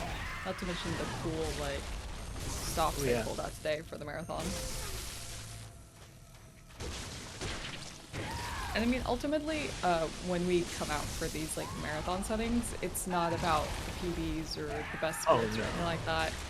Even though it can get to us, so the deaths can be really hard to like come back from. It's just about keeping the show going, and lingRen's done just that. Done a great job today, Mm-hmm. for sure. This is hard. Orphan of Cost is tough. It's a tough fight in general, and like I said, the parries make this fight so easy. It's like a non-factor, and having to just have a knockdown drag out essentially with what a lot of people would consider to be the most difficult boss in the game, and some people would even say Orphan of Kos is the hardest boss in Souls, like just ever. So Have you played Elden Ring DLC? Because that shifted for a little while. I said for some people, but yeah, Yeah, it's. I mean, sure. there's definitely opinions, and so that's the instant lightning that I was kind of talking about. But yeah, there's I think there's a lot of um voices behind a lot of different fights, but for this game, I think that Orphan gets a lot of people's take for most difficult boss, and just in a casual fight. And I think it's well deserved because it's very, very difficult.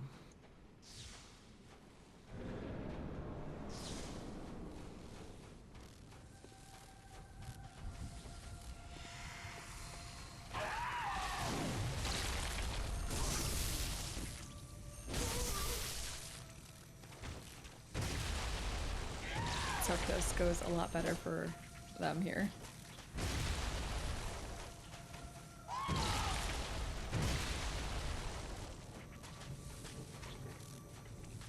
God. Sometimes you're just kind of waiting for a certain move. I feel like sometimes when you get uncomfortable in a fight, the easiest thing to do is to wait for a move that you know is a good move, or a move that you're very, very comfortable with, and then trying to take advantage of that and not trying to overextend or do something um, that maybe you're not entirely comfortable with. Is there a possibility that he could also like run out of bolt paper as he like tries to do these attempts?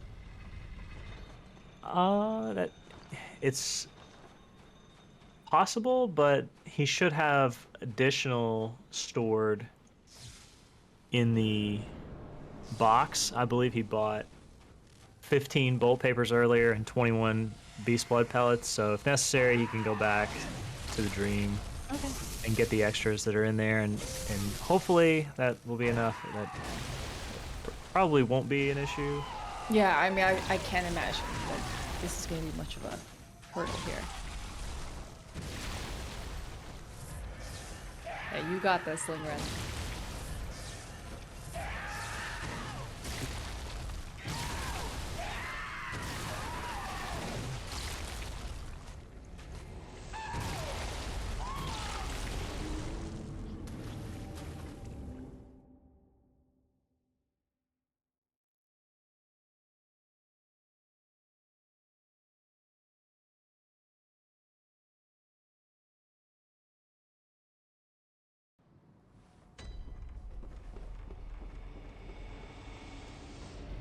These games are hard, and sometimes even in like these settings, we have to appreciate how difficult they are and how they humble us. And just to remind everyone that ultimately we're doing this for entertainment and for charity's sake. So we come together to feel the pain of these games together as we experience how awful they can be to us on multiple levels. So while it seems really rough right now, hopefully lingRen will make it through, but they're putting on such an amazing show to help us fundraise for Save the Children, and we're so happy to have them here as a part of this marathon.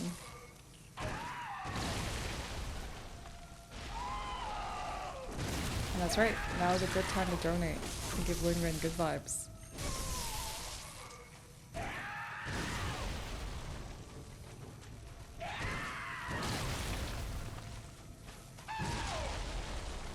Jeez.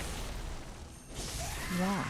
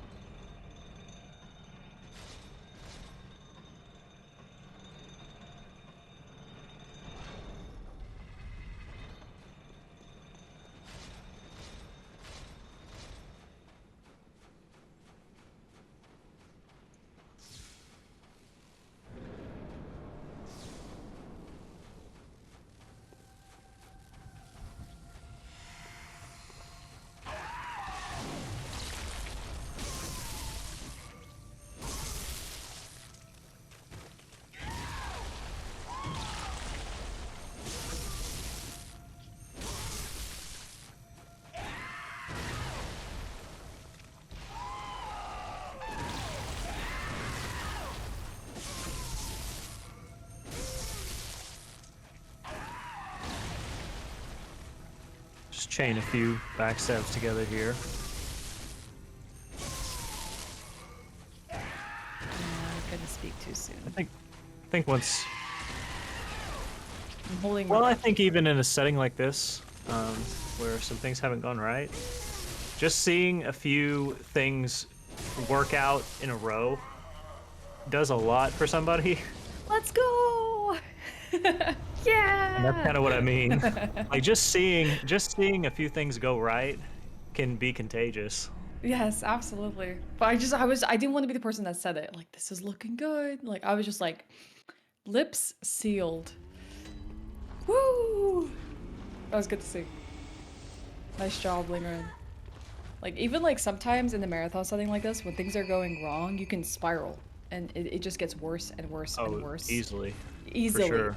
So like you have to somehow keep your like mentality up to keep attempting it over and over again because you know you're losing time.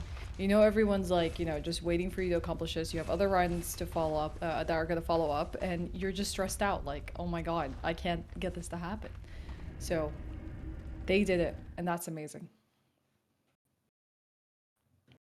Yeah, it's overwhelming, but I think even take that run for example. Everything's going right, and if something does suddenly go wrong, you can kind of say, well, I chained some backstabs together, I did what I needed to do, and it can kind of also be like, okay, now I know what I need to do, and build off of that. But yeah, so that was the good run, the good result. But I think it's important too, like in a setting like this where maybe, like you said, you're starting to kind of come out of yourself and start to kind of come apart and say, oh my gosh, look at what went wrong. But to kind of say, okay, I got this. I know what I'm doing. When I come back on the next one, I'm gonna execute. And they did, and that was an incentive. That wasn't even part of the run. That was purely for fundraising for Save the Children. I believe it was set at $300 to see lingRen do that. So Right. really, kudos to them for being able to pull it off. Because like you said, it would have been so much easier, like a clean execution fight, if he was able to just repost, follow up the animation, do it again. Oh with the yeah. backstab. Typically, Right. Orphan is just a non-factor in the run. So easy to execute the parries. So doing that strategy, much more difficult.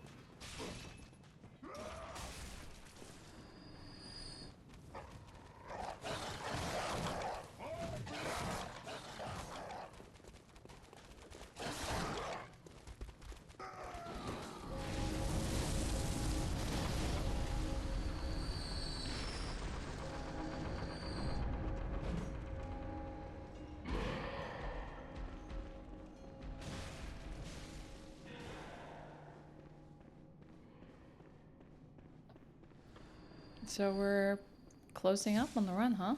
Coming up to the last boss of the DLC. Yep. Yeah. And typically, Lawrence's very scripted fight.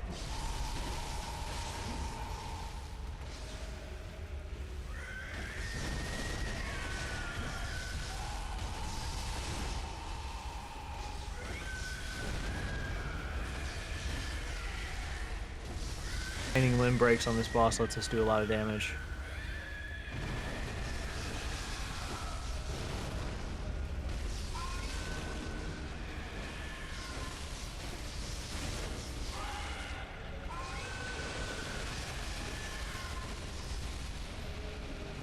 Actually gets... Typically we wouldn't see Lawrence on the ground the second phase, but got probably the best attack that you can get, which is where he just spews fire out in front of him, and that's pretty easy to respond to. Just move to the side, finish off the boss. So props to lingRen there for that.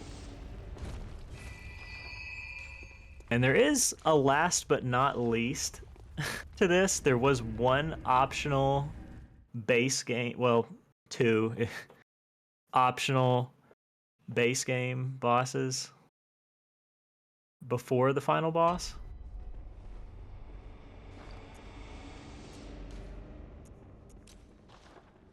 One of them is probably the least liked boss in this game, just because it's not very interesting. But there is another boss that is quite good.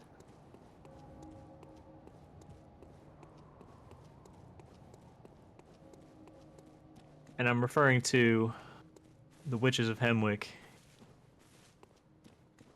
and Logarius.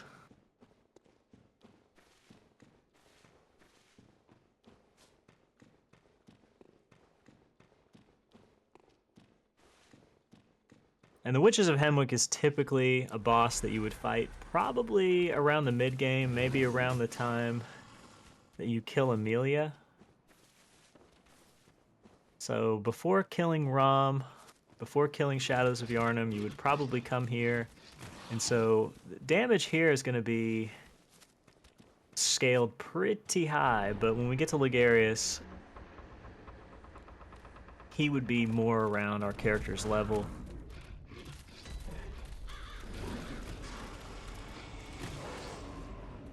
These dogs are terrifying, even while using the elixir. Oh my gosh. Yeah, we always use elixir in this area. There's some dogs, not even those dogs, but there's some dogs before you get to the witch's door that are fairly notorious for ending some runs. And this is, if you run a PB attempt, dying here, losing your run here is deflating. You know, because if you think about it, you're on PB pace, you've completed all of the difficult fights, you completed the DLC, Yeah, this you would come be a here, medium. which is essentially just a cleanup, Yeah. and Gut you die punch. to a random mob. Yeah, and you look, I mean, there's a dog that pops out of nowhere. Yeah.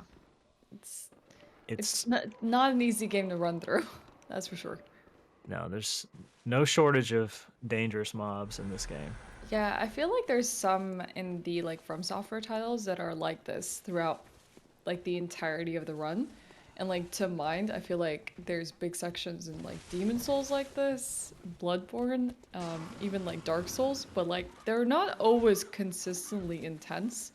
But from what I'm seeing here, there's a good amount of threats, like at any point in the run. Right, and it's mostly just because enemies are so hounding in these games. You know, like sometimes when an enemy gets on you and they trap you just right, or they catch you when you're not prepared in that moment.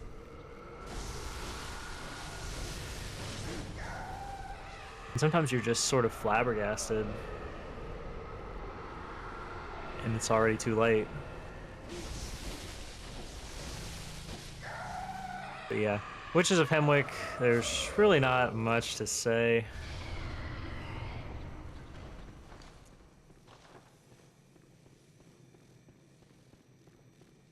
Yeah. Um, it's interesting. lingRen was opting for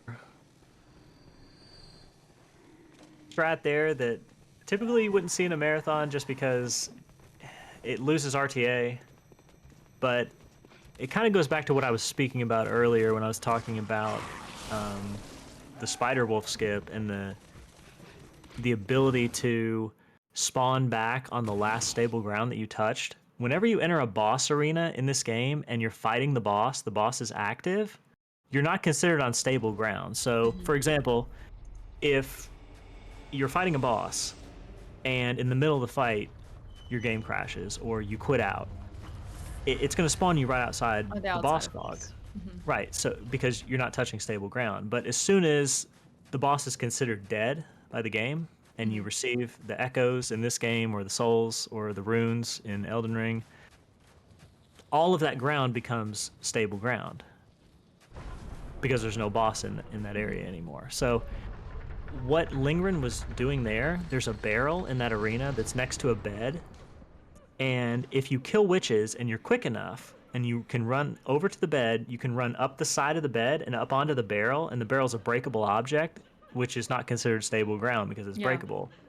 So you So, just put yourself in that unstable state, quit out, and then you probably can like spawn outside the arena rather correct. So than it would yeah. save time in a speed run, like an actual PB attempt Mhm. run, but typically we wouldn't do it in a run like this because it Marathon. loses RTA Right.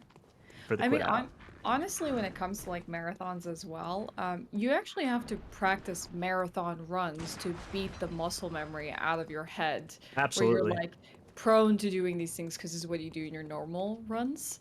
And so if you don't do that, like by reflex, you're just trying to do the same things you've always done, you know, or what's comfortable to you. Or maybe you just haven't made the realization. It's like, oh, this is actually not RTA fast, but only IGT fast.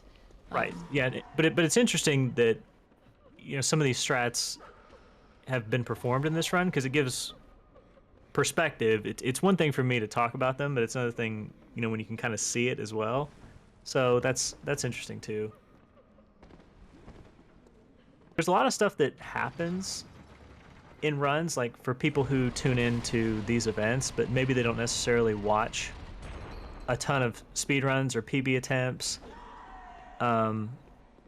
There's factors and things that go into those in addition to these marathon settings, like if you're watching our event or if you're just watching GDQ or anything like that. So something to think about for people maybe who are not like avid speedrun watchers and are just kind of like casual yeah, speedrun enjoyers. something that makes you appreciate the what goes into these marathons essentially and what the runners have to do. Absolutely. So this is Final the boss? last fight before the final boss, We're getting there. and this is a much more involved fight than the Witches of Hemwick was. So I personally don't like this arena this for like arena boss fights. can be a bit of a problem in the fight sometimes, depending on if you get caught awkwardly against something with him, but there is a very solid strat for this boss too.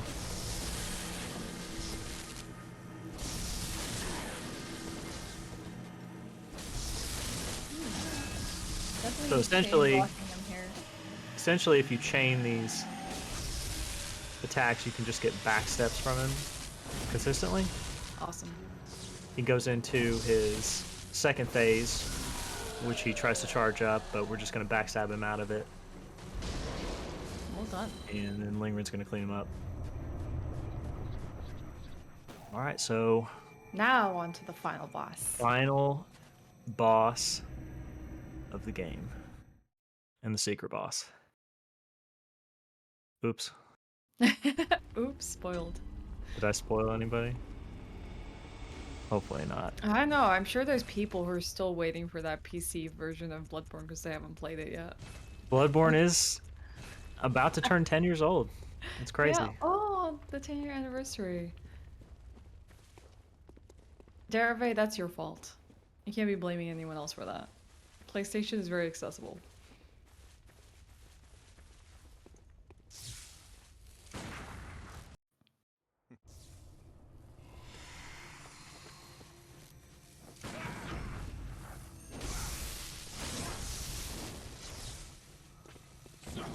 So this is just a cool fight.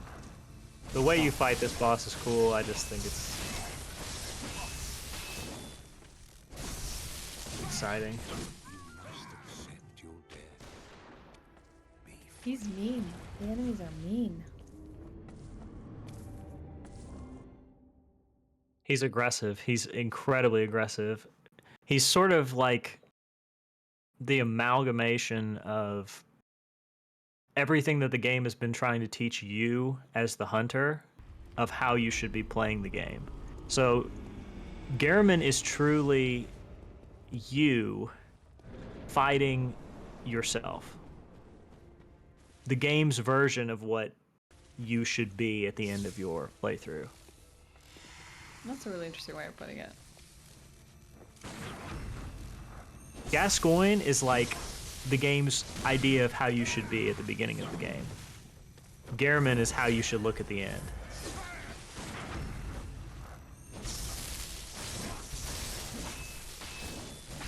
And this guy's got tricky moves. He's got a lot of variations. He's got a lot of mix-ups. He can trick his weapon just like you can.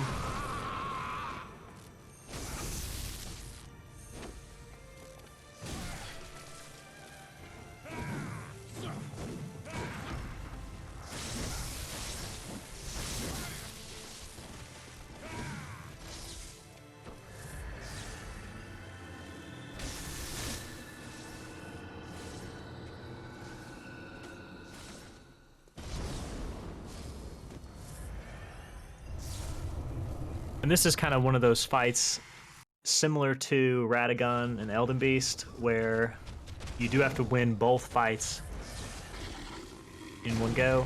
I'm not a fan of that format personally. Or no, you don't.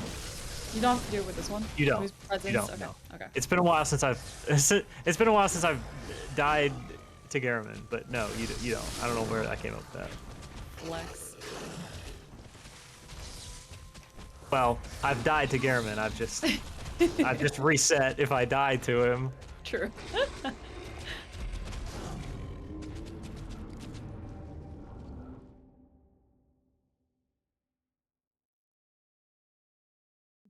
So yeah, that was the dreaded Moon Presence rushing attack.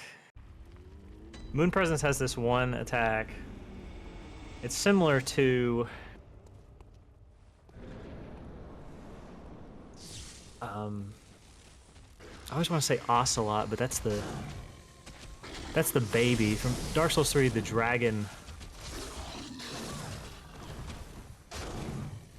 He has a charge attack, and it's very similar to the one Moon Presence has, where it just comes out Here? instantly. Why you're not Osiris. Yes.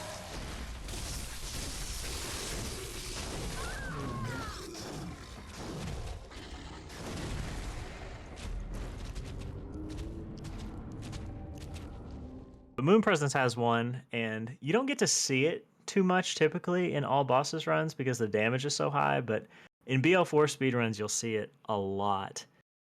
Just because low DPS. And Moon Presence will just sort of instantly queue up this charge attack that just takes away 80% of your life, or if you're not at full health, you just sort of die outright. We might have jinxed lingRen. We were talking about how great their boss execution is, and then like there's been a lot of like curveballs from bosses like Maria. And, I mean, the challenge both in the cost. Are we getting similar from Moon Presence? Right. Well, Maria can be a very difficult boss if you let her get off any of her attacks. She does a lot of damage. Sometimes when one thing hits you with Maria, it can just kind of snowball out of control. So, the DLC bosses in this game are definitely not to be trifled with. And there we go. It's over. It's over! Yay! I guess we can call time on that. Oh my god, incredible. lingRen did it! And that's Bloodborne, all bosses, restricted. So, that was a really cool run. lingRen submitted to do this for Soul Charity Marathon, which is incredibly sweet because as far as I know, I don't think they stream on Twitch. I think they stream on maybe Bilibili, but I'm gonna have them see if they can say something about that. So you can find them on speedrun.com, catch their runs, watch their former runs if you want to support them. But I'm gonna put this message here in our translate channel just to give lingRen a chance to say something here. Let's see if they can read this message, just giving them an opportunity if they want to say anything in Chinese, that they're welcome to do so.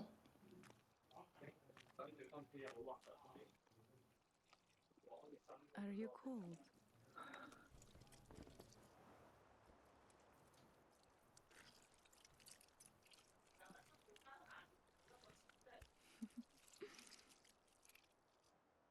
Oh, good hunter.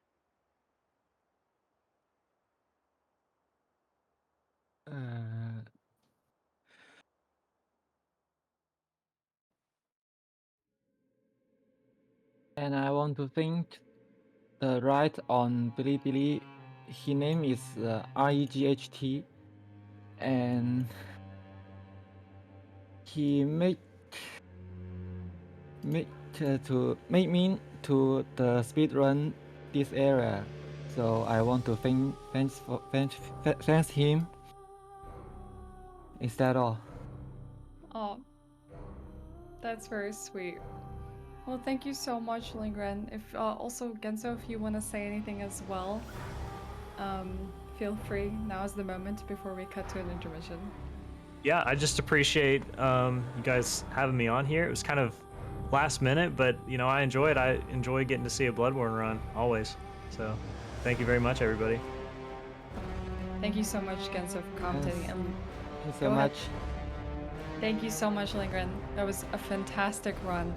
But we are going to now take it to a break where we set up for our next run. But before that, we have a promised video for you here where we're going to be showing off a secret video that you unlocked just prior to this run, the first milestone at $1,000.